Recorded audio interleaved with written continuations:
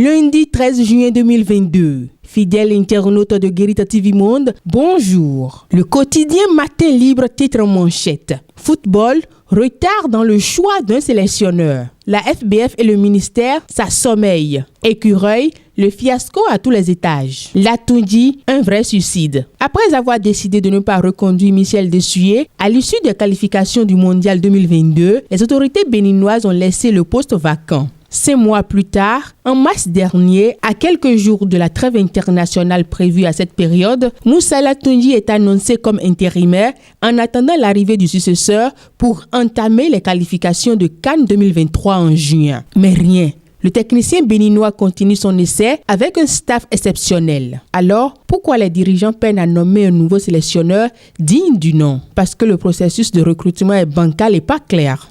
Le profil souhaité n'a jamais été défini en interne ni sur une fiche de candidature publique.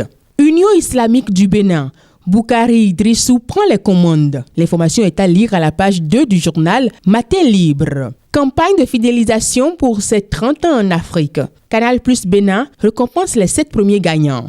7 abonnés Canal Plus Bénin sélectionnés dans la période du 1er au 7 juin 2022 ont été récompensés dans le cadre de la campagne de célébration de 30 ans de Canal Plus en Afrique.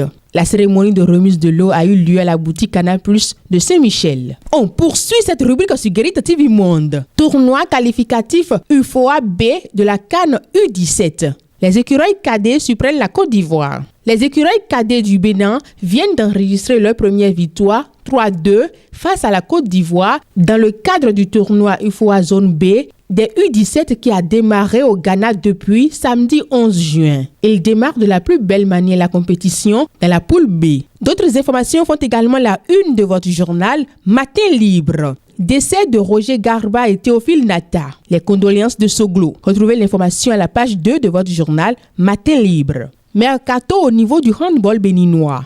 La FBHB acte plusieurs transferts. Dans le cadre du championnat professionnel de handball, la Fédération béninoise de handball a acté plusieurs transferts. À cet effet, la remise effective des chèques aux clubs ayant effectué des transferts de joueurs avant le démarrage a été faite vendredi 10 juin 2022 au siège de la FBHB au cours de la sortie médiatique de la Ligue professionnelle transitoire de handball.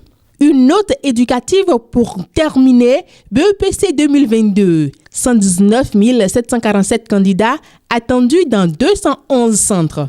Les candidats à l'examen du brevet d'études du premier cycle BEPC 2022 affrontent les épreuves écrites dès ce lundi 13 juin 2022 sur toute l'étendue du territoire national. Les épreuves écrites seront officiellement lancées au Collège catholique Notre-Dame de Lourdes de Porte-Novo. Sur le plan national, 119 747 candidats sont inscrits et répartis dans 211 centres. Fidèles internautes de Guérita TV Monde, lisez dans votre journal Matin Libre le message du ministre des Enseignements secondaires, techniques et de la formation professionnelle, M.